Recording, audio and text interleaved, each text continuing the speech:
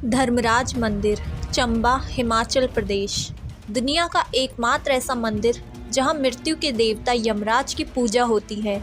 ऐसा माना जाता है कि यहां यमराज के दूत किसी इंसान की मृत्यु होने के बाद उसकी आत्मा को सबसे पहले यहीं लेकर आते हैं और उसके बाद यहां यमराज की अदालत लगती है।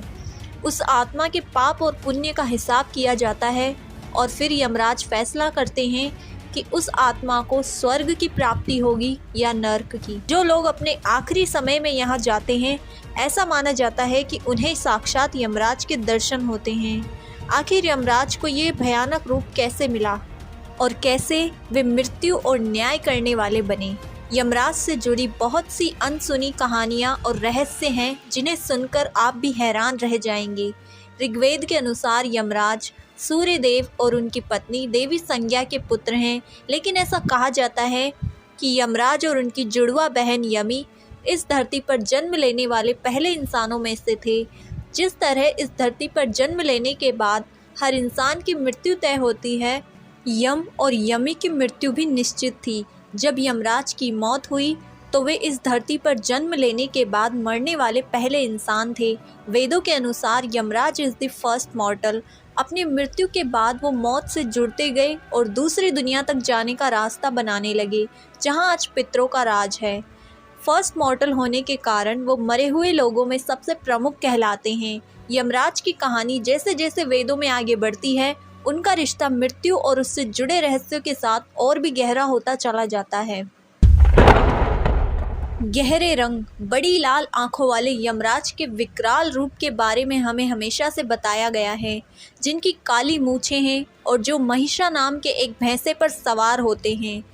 उनके इस भयंकर रूप से हर कोई डरता है, लेकिन ये भयंकर रूप उन्हें जन्म से नहीं मिला था। पुराणों के अनुसार यमराज देवताओं में सबसे सुंदर हुआ करते थे। इस बात का उन्हें बहुत अभिमान भी था। उनके रूप की ओर हर स्त्री आकर्षित होती थी, लेकिन एक समय ऐसा आया जब यमराज धीरे धीरे अपने कर्तव्यों को भूलकर अपने रूप को और निहारने में समय बिताने लगे, जिसका परिणाम ये हुआ कि धरती पर मृत्यु का क्रम चक्र बिगड़ गया। धरती पर लोगों की मृत्यु नहीं हो रही थी, जिसके कारण धरती का बोझ बढ़ता जा रहा था। इससे परेशान होकर माँ धरती ने शिवजी से मदद मांगी। शिवजी ने यमराज को सबक सिखाने का निश्चय किया। उन्होंने यमराज को कैलाश पर्वत पर बुलाया और उन्हें पास के एक तालाब से पानी भरकर लाने को कहा, ताकि शिवजी अपनी प्यास बुझा सके। जब यमराज पानी भरने गए तो उस ठहरे हुए पानी में उन्हें अपनी परछाई दिखी, जिसे देखकर वे हैरान रह गए। पानी में उन्हें एक काला, बड़ी सी मूंछों वाला और डरावनी आंखों वाला आदमी दिख रहा था, जिसके सर पर बड़े बड़े सींग थे। जब उन्हें पता चला कि ये उन्हीं का रूप है, तो वो दौड़ते हुए शिवजी के पास पहुँचे, लेकिन तब तक भगवान शिव अपनी तपस्या में लीन हो चुके थे। अपना ये भयानक रूप देखकर यमराज बहुत डर गए और अपनी सुंदरता छिन जाने का दुख मनाते हुए विष्णु जी की आराधना करने लगे।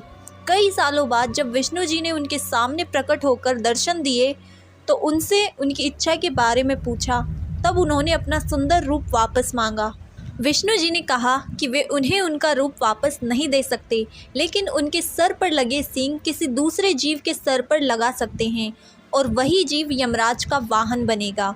ये उन्हें हमेशा याद दिलाता रहेगा कि जब वे अपने कर्तव्य से भटके थे तो उनके साथ क्या हुआ था। इसलिए आज भी महिषा नाम के भैंसे पर सवार यमराज को इस भयंकर रूप में ही दर्शाया जाता है।